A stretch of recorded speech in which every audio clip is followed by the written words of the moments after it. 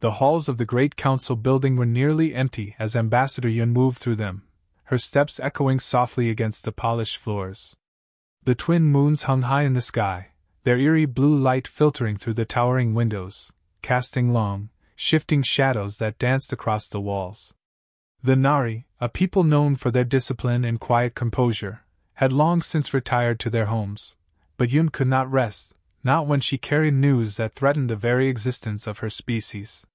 Her mind was heavy with the weight of responsibility, her every thought consumed by the silent terror that had spread through the outer colonies like a plague. The control room was dimly lit when she arrived, the glow of holographic displays casting a soft luminescence over the remaining technicians, the only two who had stayed behind to monitor the defense systems of the outer planets. They barely glanced at her as she entered, offering only a brief nod of acknowledgement before returning their attention to their consoles. Yun moved to the central display, her four-fingered hand hovering over the controls before she activated the latest reports. Data streams flickered into existence before her, revealing the grim reality she had feared. 3 more border systems had fallen, consumed by the endless hunger of the Void Horde. A cold, hollow feeling settled in her stomach as she scanned the numbers. Millions of Nari had fled their homes in terror, abandoning the only lives they had ever known, but for every one that had escaped, countless more had been lost. The Void Horde moved faster than anyone had predicted, sweeping through the galaxy with an efficiency that defied comprehension. They were not like any enemy the Nari had faced before. They were not an empire waging war for resources, nor a species seeking conquest. They were something entirely different, something far more terrifying. The ships of the Void Horde were not mere constructs of metal and technology but living, breathing things, grotesque amalgamations of organic matter that pulsed with a sickening vitality. They looked like veins torn from the body of some great, cosmic being, pulsating with an eerie purple glow as they drifted through space, devouring everything in their path. Planets, moons, entire star systems, nothing was spared. They did not negotiate, did not communicate, did not leave survivors. They simply consumed. And now, they were coming closer with each passing day. Yun traced the progression of their advance with her eyes, her breath catching as she realized just how little time remained. The outer defense line had fallen last week, a desperate battle that had ended in a massacre. The middle defense line was barely holding, and now the latest reports on NVA Prime's defense grid only made everything worse. The door behind her slid open with a quiet hiss, and Yun turned to see High Elder Sun entering the chamber, his long blue robes sweeping the floor as he moved. At over 200 years old, he was the oldest and most respected member of the council, his wisdom and judgment revered by all. His expression was as calm as ever, but Yun had known him long enough to recognize the concern that flickered in his large, almond-shaped eyes. "You should rest, Ambassador," Sun said, his voice soft yet firm. "Tomorrow will be difficult." "I cannot rest," Yun replied, her tall, slender frame tense with worry. "The defense grid on NVA Prime has failed. Our homeworld is vulnerable." Sun did not react immediately, his gaze lingering on the glowing displays before them. The only sign that the news troubled him was the slow blink of his ancient eyes. "How long until the grid can be repaired?" "The technicians estimate at least 15 days," Yun answered, her voice barely above a whisper. "But the Void Horde will reach our system in 10. For a long moment, Sun said nothing. He simply moved to stand beside her, his hands clasped behind his back as he studied the map. The light from the screens cast strange shadows across his pale skin, making him look almost ghostly. "Have we received any responses from our allies?" Yun exhaled sharply, pulling up a secondary display. A list of messages appeared, each one carrying the same, damning answer. "No help will come," she said bitterly. "The collective has decided that our case is hopeless. They will not waste ships or lives trying to save us." Sun nodded slowly, his expression unreadable. "They fear association with the doomed species. It is logical from their perspective," Yun admitted, though the words tasted bitter on her tongue. "Logical," Sun echoed. His voice was quiet, almost contemplative. "We have stood by them in 3 wars. We have shared our technologies freely. We have been loyal members of the collective for 800 years. And now they believe we will no longer exist to remember their betrayal, Yun said, her voice filled with quiet fury. She turned away from the display, struggling to keep her emotions in check. Nari were taught from childhood to maintain control over their feelings, to suppress fear, anger, and despair. Emotional displays were seen as childish and improper. But how could one remain calm when faced with extinction? There must be something we haven't tried, she said, her voice steady despite the storm raging inside her. The doors slid open again, and Council Member Tai entered, his face showing rare signs of strain. The youngest member of the Council, only 90 years old, Tai was usually the most composed among them. But even he could not hide the weight of what was happening. The outer colonies are sending more refugees, he reported. Our resources are stretched beyond capacity. If we cannot stop the Horde. He left the sentence unfinished. They all knew what would happen. Yun turned away from the main display and walked toward a smaller control panel in the corner of the room. It was older than the others, its metal dull with age, its purpose long forgotten by most. It had not been used in over a century. There is one option we haven't tried, she said, placing her hand on the panel. Sun and Tai exchanged wary glances. The long-range beacon? Sun asked, his voice heavy with skepticism. Who would you contact? All civilized species in our region are part of the collective. Yun took a deep breath before answering. 3 cycles ago, our deep space monitors picked up signals from the Outer Rim, a species we have never formally contacted. The data suggests they have faster-than-light technology and significant military capabilities. Tai's expression darkened. You mean the humans? He said, his voice barely above a whisper. Sun's eyes widened ever so slightly. The emotional ones. The warriors. Yes, Yun said simply. That would be desperate indeed, Sun murmured. We know very little about them. The few reports we have suggest they are primitive in many ways. Their civilization is young, barely 3,000 years in space. They are ruled by their emotions.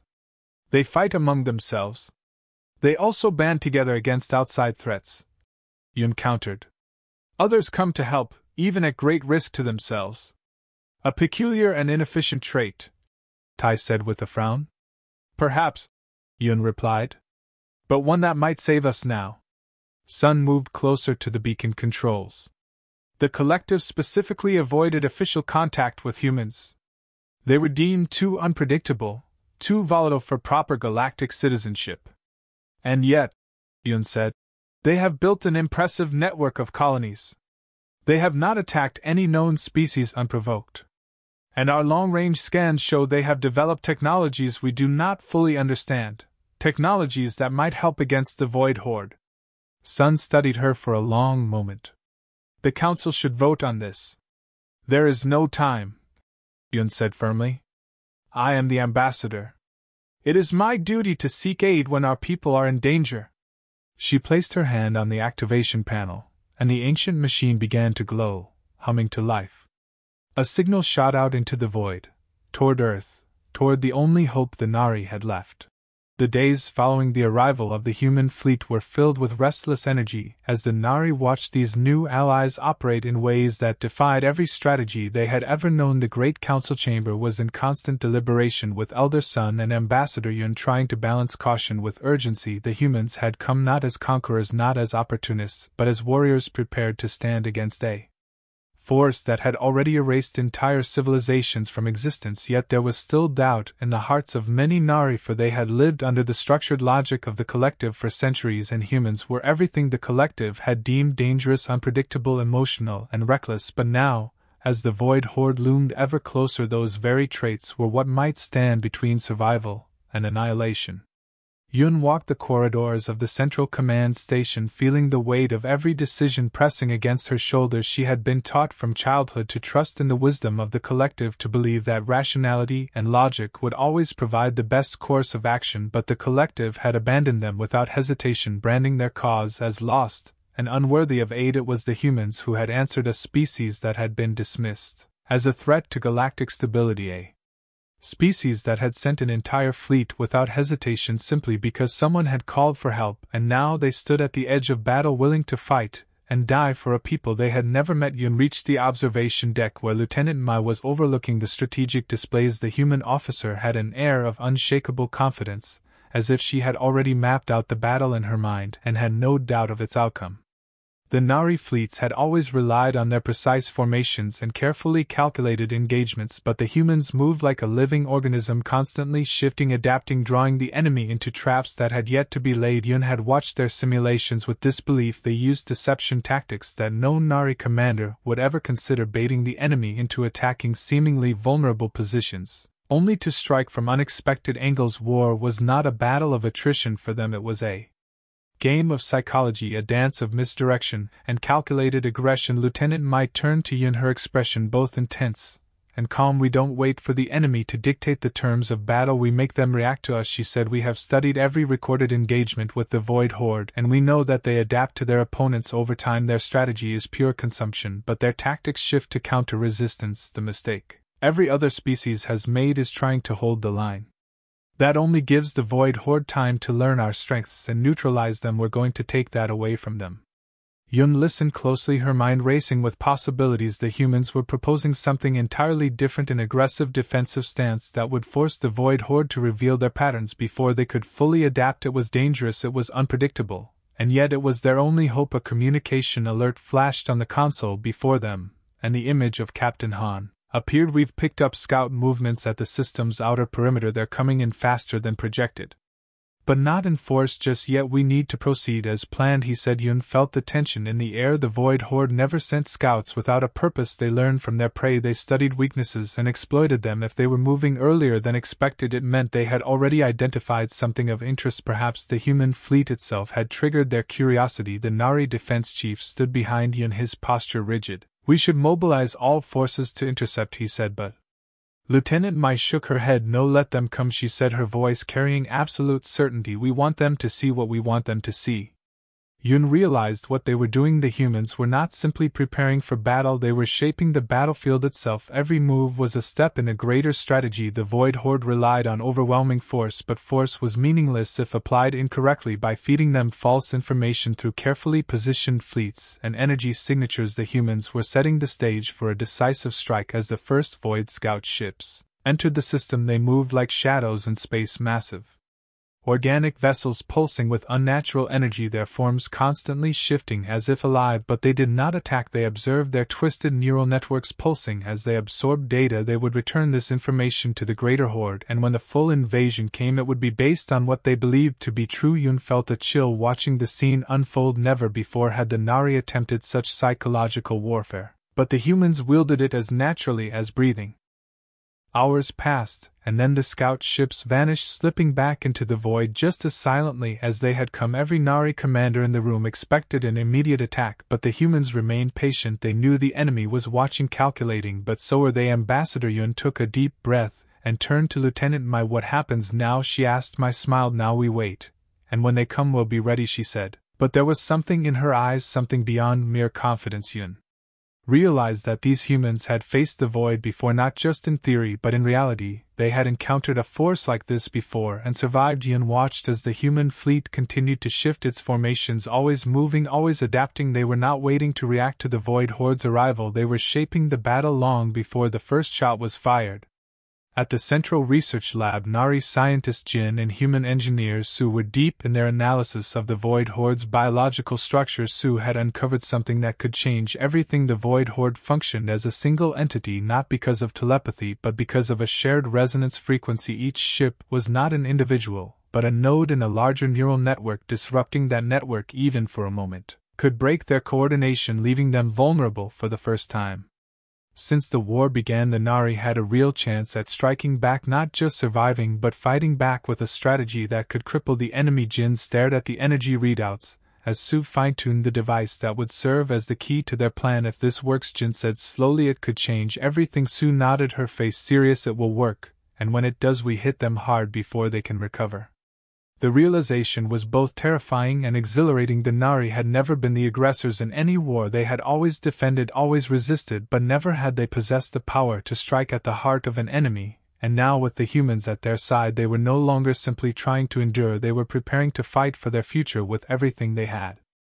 The arrival of the human fleet had sent ripples of change throughout the Nari home system as the once hopeless defense efforts now took on a new energy fueled by the unexpected yet overwhelming presence of their newfound allies. The humans moved with precision and confidence, setting up formations that defied traditional Nari military doctrine, and as the days passed, the presence of these emotional, unpredictable beings became both a source of reassurance and confusion for the Nari, who had spent centuries refining a structured and calculated approach to warfare. Elder Sun observed the humans with quiet curiosity, watching as their ships took up seemingly scattered positions across the system, while General Yun remained skeptical, his mind struggling to accept the alien strategy that seemed to defy logic. Yet no human appeared uncertain or doubtful. Each one carried a sense of purpose that was almost infectious, and the more the Nari military officers interacted with them, the more they found themselves caught between admiration and disbelief. Ambassador Yun spent most of her time coordinating efforts between the two species, ensuring that communication remained fluid despite the stark differences in culture and thought process. It was in these moments that she realized just how adaptable the humans were. They absorbed information quickly, adjusted their plans with ease, and never hesitated in their decisions. Their ability to act on instinct rather than deliberation was both fascinating and unnerving, especially to a species that had always prided itself on rationality. Lieutenant Mai had become an integral part of the Nari War Council, meeting daily with Elder Sun and the other leaders to refine battle plans. Her presence was both commanding and approachable, and despite the lingering skepticism of some Nari officers, she earned their grudging respect through her unwavering composure and strategic brilliance. When questioned about human tactics, she would explain them patiently, though not always in ways that satisfied the highly logical Nari minds. You fight differently, Ambassador Yun once told her, watching as she laid out a map of projected battle formations. Our people move in careful patterns designed for efficiency and preservation, but you humans seem to embrace chaos, to which Mai had simply smiled. Not chaos, adaptation. The Void Horde follows patterns. We break those patterns. They expect linear resistance, so we give them something else, something they can't predict, something they can't counter. Meanwhile, at the Joint Research Facility, Dr. Jin found himself more and more drawn into the work with engineers who, despite his initial reservations, he had come to appreciate the way the human scientist approached problems, where he preferred slow, methodical analysis. She brought an energy of relentless trial and error, throwing out theories, testing and discarding them at a pace he found nearly overwhelming. Yet the results spoke for themselves. Within days of their collaboration, they had uncovered insights into the Void Horde structure that Nari scientists had struggled to understand for years. Their latest discovery regarding the hive's resonance frequency was perhaps the most significant breakthrough of all, for if they could find a way to disrupt the link that bound the Horde together, then they could weaken the enemy at its very core. As the days slipped by, a quiet sense of urgency filled the air. The Void Horde scouts had been successfully lured into human traps, giving the Allied forces time to gather intelligence, but the main swarm was still on its way, a force unlike anything the Nari had ever faced, and no amount of preparation could erase the deep-seated fear of the unknown. The humans did not seem afraid, however, and that alone set them apart from every other species in the galaxy. They did not see the Void Horde as an unstoppable force, but as an enemy, one that could be studied, understood, and ultimately defeated. It was this belief that began to infect the Nari military with something they had not dared feel in weeks. Hope. One evening, as Yun stood at the central command hub overlooking the live status of the system, she felt a presence beside her. Turning, she saw Elder Sun, his deep-set eyes reflecting the cascading streams of tactical data before them. What do you make of our allies? He asked. After a moment of silence, Yun hesitated, choosing her words carefully. They are unlike any species we have encountered before. And yet she trailed off, as if struggling to articulate her thoughts. And yet they seem to be exactly what we need. Sun finished for her, his expression unreadable. We have always believed emotions to be a weakness, yet these humans use them as strength. They are reckless, unpredictable, and at times frustrating, but they fight for reasons beyond logic. They fight because they refuse to let others suffer, and that, I think, is what makes them so dangerous to our enemies. In another part of the station, Mai was deep in discussion with Captain Han via hololink. Their conversation centered on the latest fleet adjustments, and the upcoming engagement projections. We're still working on refining the interference device. Sue and Dr. Jin have made progress, but we need more time, Mai reported. Han nodded, understanding the difficulty of their situation. We might not have time. How soon? Until we can test it on a live target. Mai exhaled sharply, running a hand through her tied back hair. The first prototype could be ready in 48 hours if we push it, but that's an estimate at best. Then push it harder, Han ordered. If this works, it could change everything. Back in the research lab, Sue was pacing in front of the containment field, staring at the sample of Void Horde biomass that pulsed faintly, as if aware of its surroundings. Jin watched her from his station, intrigued by her restless energy. You seem troubled, he noted. Sue stopped tapping her fingers against her arm. I don't like working with unknown variables, she admitted. Every time we run tests, the results shift slightly. It's like the Horde is adapting even when isolated. Jin frowned, stepping closer. If it can adapt even in this state, then the disruption pulse may need to be calibrated dynamically, otherwise it will compensate faster than we can shut it down. Exactly, Sue said with a hint of frustration, which means we need a real test, and soon. Jin glanced at the monitors tracking the approaching enemy. We may get that chance sooner than we would like. As tensions mounted throughout the system, the first waves of the Void Horde began to appear, not as a massive assault but as scattered probing attacks, testing the defenses, searching for weaknesses, and for the first time in recorded history they encountered something they had never faced before, an enemy that refused to play by the rules. The humans engaged with a level of ferocity and unpredictability that threw the Horde's calculations into disarray. Ships broke formation, lured the bioships into ambushes, then vanished before retaliation could be organized. It was a strategy that defied everything the Nari had ever known, and yet it worked. The first waves were repelled with minimal losses, buying the defenders more time to prepare. Despite this small victory, the true battle was still ahead. The swarm was coming, the full force of the Void Horde drawing ever closer to NVA Prime, the last hope of the Nari people, and though they had found allies willing to stand beside them, the outcome was still uncertain. Yet as Ambassador Yun watched the humans work, as she saw their unwavering determination, she could not help but believe. For the first time in her life she dared to believe that they had a chance, that maybe, just maybe, the humans truly were their only hope. The battle preparations had intensified as the days passed since the arrival of the human fleet, and tension hung heavy in the air across NVA Prime. Every military leader, scientist, and strategist had been working tirelessly alongside their newfound human allies, trying to decipher the best course of action against the Void Horde. The humans had brought advanced technology and tactical expertise, but they had also brought something far more valuable: hope. For the first time in weeks, the Nari felt that they might stand a chance against their relentless enemy. As the sun cast a deep orange glow over the capital city of NVA Prime, Ambassador Yun stood atop the balcony of the council hall, looking out over the bustling streets below. Despite the grim circumstances, life continued. Nari civilians moved quickly through the markets, gathering supplies, reinforcing shelters, and saying their silent goodbyes to loved ones. A low hum of transports filled the air as refugees from the outer colonies were escorted to safer zones. The weight of responsibility pressed down on Yun's shoulders heavier than ever before. You should take a moment to rest, came a familiar voice behind her. It was Lieutenant Mai, standing with arms crossed, her sharp eyes scanning the streets below. Tomorrow will be the real test. Yun turned to face her, exhaling slowly. There is no time for rest. The Void Horde will not grant us that luxury. Mai leaned against the stone railing, watching Yun carefully. Your people are resilient, but exhaustion can be just as dangerous as any enemy. We've faced threats like this before, and I know how hard it is to push forward when all seems lost. But trust me when I say, survival is possible. Yun studied the human officer's face.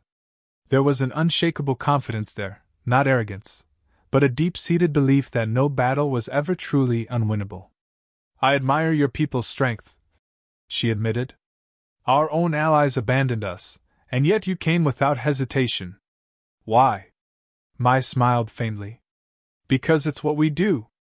And because we've been where you are before. Humanity nearly lost everything once, centuries ago. But we endured, and we learned that the only way to truly survive is to stand together, even with those we barely know. A chime interrupted their conversation, and Yun immediately turned toward her communicator.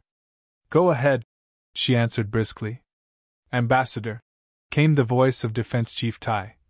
You and the human delegation are needed in the war room immediately. There has been an unexpected development. Without another word, Yun and Mai hurried through the grand halls, their footsteps echoing against the polished floors. When they entered the war room, they found a holographic display of the system's outer perimeter flickering before them. High Elder Sun and several council members were already gathered, their expressions grim. What happened? Yun asked urgently. Tai gestured to the main display. An unidentified anomaly has appeared at the outer edge of our system. We initially thought it was another wave of the Void Horde, but something is different. Captain Han's hologram flickered to life beside them. We detected it moments ago. A single massive object nearly the size of a moon, but unlike any of the Void Horde's known bioships. It's just sitting there, motionless. No signs of attack, no communication. It's waiting. Silence filled the room as everyone stared at the strange object on the screen. Mai narrowed her eyes. That's not normal. The Void Horde doesn't hesitate. They consume, destroy, and move on. If they're waiting, that means they're either observing, or preparing something worse. Tai nodded grimly. We must act carefully. Elder Sun's gaze remained fixed on the projection. If they are changing their tactics, we must adapt as well. We cannot afford mistakes now. Yun turned to Mai. What would your people do in this situation? Mai thought for a moment. We'd send a reconnaissance team. A small unit to gather intel before making any major moves. Han's voice came through. Agreed. I can send one of our stealth cruisers to investigate. If it's a trap, we'll know before they spring it. Yun hesitated but finally nodded. Proceed. The room watched as the human stealth ship, the Shadow Fawn, made its way toward the anomaly. Hours passed with no signs of hostility, but then, without warning, everything changed. Shadow Fawn to command, came the frantic voice of the pilot. We have visual confirmation. This isn't just another Void Horde entity, it's something else. Something more. Sending data now.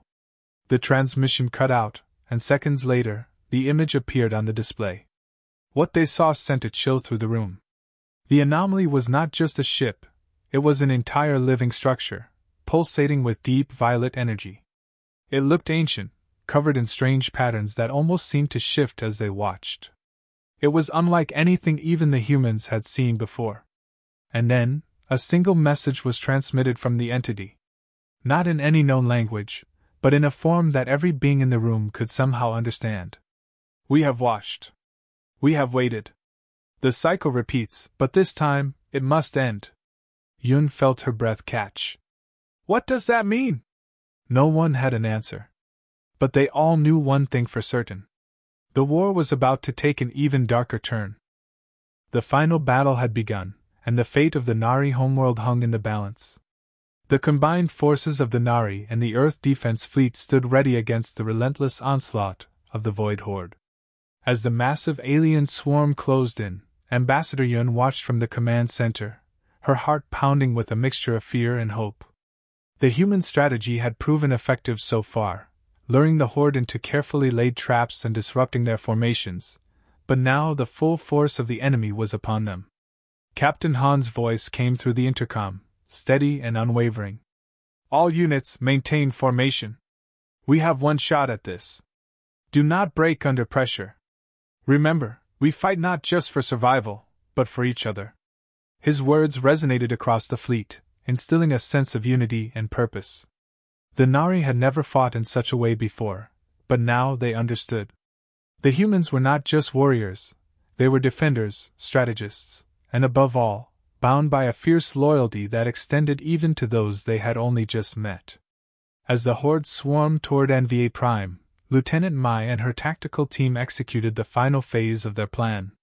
The experimental resonance disruptor, developed through the combined efforts of human and Nari scientists, was their last hope. The device, if successful, would sever the hive mind's connection, turning the void creatures into mindless, uncoordinated entities.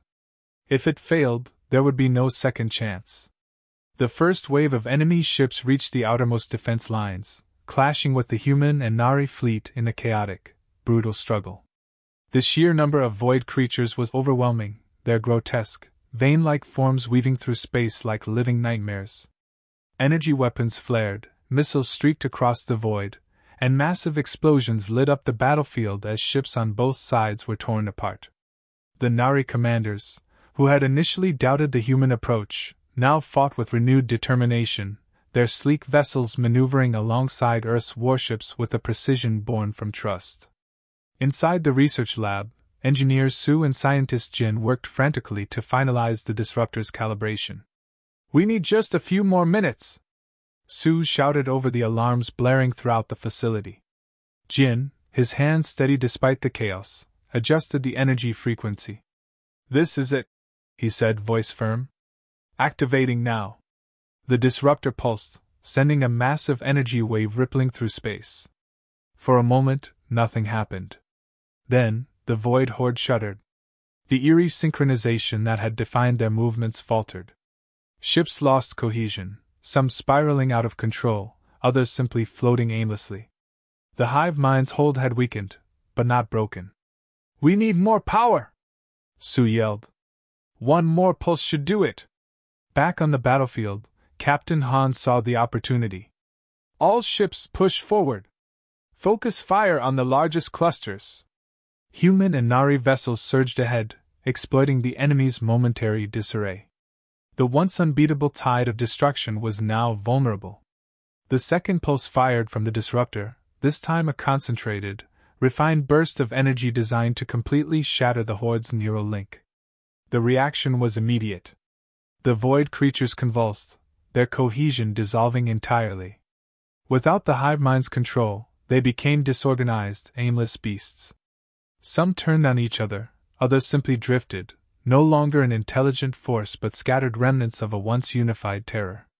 Cheers erupted across the Nari and human fleets as they pressed their advantage, eliminating the remaining threats. Ambassador Yun watched the display, her breath caught in her throat. They had done it.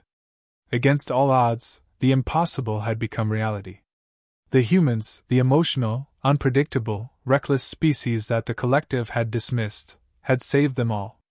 Elder Sun, standing beside Yun, exhaled slowly. "We must reconsider everything we thought we knew about them," he murmured. "They are not just warriors. They are something else entirely." Days later, as the Nari people mourned their losses and began rebuilding, the humans prepared to leave. Captain Han met with the High Council one last time. "You saved us," Elder Sun said solemnly. "The Nari will not forget."